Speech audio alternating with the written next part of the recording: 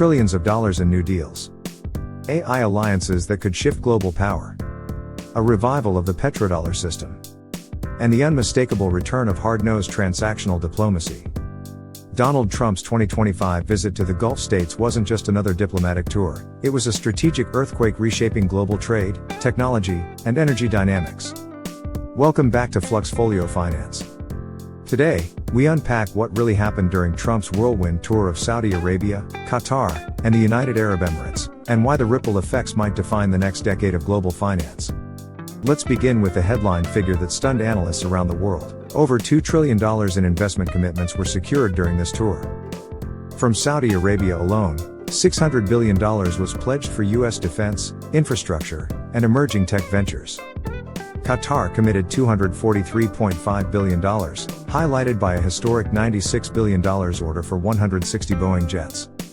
Meanwhile, the UAE not only confirmed $200 billion in new deals, but also fast-tracked its previously announced $1.4 trillion commitment to U.S. sectors including artificial intelligence, energy, and manufacturing. These numbers aren't just impressive, they're unprecedented. But what makes them even more consequential is how they were framed within a wider agenda. Let's talk AI. Saudi Arabia's Oman, a rising AI champion, inked a massive deal with Nvidia and AMD to acquire 18,000 cutting-edge chips. Their plan? Build one of the largest AI data centers outside the United States. Not to be outdone, the UAE announced its partnership with OpenAI to construct the largest AI infrastructure hub beyond US borders. These announcements mark a seismic shift. They not only elevate the Gulf's status as a technology powerhouse, but also deepen American influence at a time when China's AI Belt and Road ambitions are gaining ground. By embedding American firms into the Gulf's digital foundations, Trump is anchoring long-term tech alliances in a region historically known for oil, not algorithms. And speaking of oil, let's not forget aviation and energy. The Qatar Airways deal with Boeing doesn't just support the U.S. aerospace sector, it creates thousands of manufacturing jobs across South Carolina, Kansas, and Washington. It's the largest single jet order in U.S. history and a cornerstone of Trump's broader strategy to reindustrialize America. Defense agreements added another layer of depth to the trip. New contracts with Saudi Arabia and Qatar include advanced weapons systems, radar networks, and drone capabilities. But more importantly, they bind U.S. military technology with Gulf defense strategies, reinforcing a mutual dependency that stretches far beyond oil.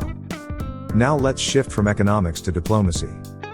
Quiet but consequential progress was made during the visit.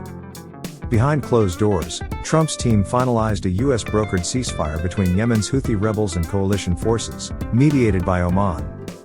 The Houthis agreed to halt attacks on shipping in the Red Sea, a vital trade route for global oil flows.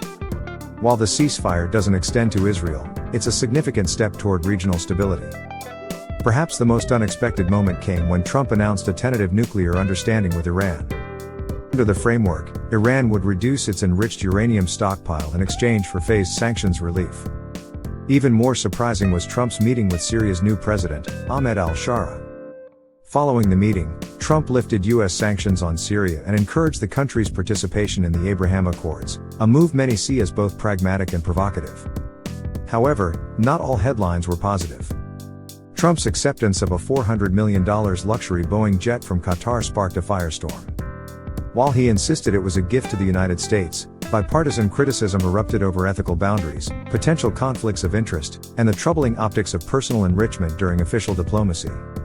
Concerns also surfaced around national security.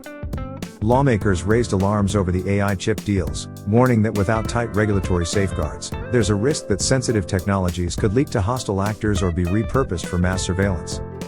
Critics argued the deals prioritize speed and scale over security. Another diplomatic obstacle emerged with Saudi Arabia's stance on the Abraham Accords. Trump aimed to finalize normalization between Saudi Arabia and Israel, but Riyadh held firm, no deal would be signed unless there's a tangible path to Palestinian statehood. The Gaza conflict made any breakthrough politically untenable. Let's zoom out for a moment. The Gulf tour's deeper goal was to reinforce the petrodollar system, the backbone of American financial dominance since the 1970s. With over 80% of Gulf oil exports still priced in US dollars, Trump's deals, particularly in energy, AI, and defense, helped secure long-term US dollar demand. At a time when Saudi Arabia had been flirting with the idea of pricing oil in yuan, these new American alliances act as a powerful counterweight to China's de-dollarization push. Yet even as Trump celebrated victory, economic fundamentals loomed large in the background. Despite the $2 trillion in investment commitments, these deals won't resolve the United States' massive trade deficit or Treasury refinancing crisis. In March 2025, the U.S. trade deficit reached a record $140.5 billion, just for 1 month. Meanwhile, over $7.6 trillion in treasuries are maturing this year. Most of the Gulf capital is earmarked for sector-specific investments, not direct treasury purchases. In other words, while Trump's Gulf tour delivered powerful optics and real industrial impact, it doesn't eliminate the underlying need to issue more debt, find new buyers, and maintain dollar dominance through financial engineering. Which brings us to the most fascinating twist of all, the crypto connection. Stablecoins like Tether and Circle's USDC have quietly become some of the largest holders of short-term U.S. Treasury bills. Tether alone has over $118 billion parked in these instruments. Trump's Gulf tour, by reinforcing dollar-based settlements and Treasury demand indirectly, boosts these stablecoins' reserve structures. It's a paradox. The digital revolution once designed to replace fiat is now propping up its architecture. So, where does this leave us? Trump's Gulf tour can be read as a geopolitical masterstroke. It cemented economic deals that generate American jobs. It secured over $2 trillion in commitments that span defense, technology, and infrastructure. It bolstered the petrodollar just as threats of de-dollarization were growing louder. It brought Syria back to the negotiating table, opened dialogue with Iran, and quieted the Red Sea crisis, for now. But it also laid bare the ongoing structural challenges. Massive trade and debt imbalances remain unaddressed. Ethics and conflict of interest concerns around Trump's personal business linger. National security risks tied to AI transfers demand sharper oversight. And critically, Gulf nations are not abandoning China. The UAE is a member of BRICS. Saudi Arabia is deep in BRI infrastructure investments. What Trump offered wasn't exclusivity, it was incentive to keep the US close.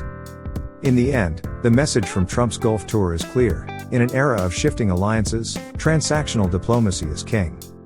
Investment, not ideology, is the new currency of loyalty. This wasn't just foreign policy, it was empire maintenance. Thank you for tuning in to FluxFolio Finance. If you enjoyed this breakdown, hit like, drop a comment with your thoughts, and subscribe for more content that helps you decode the financial battles shaping our future. Until next time, stay sharp, stay informed, and stay invested.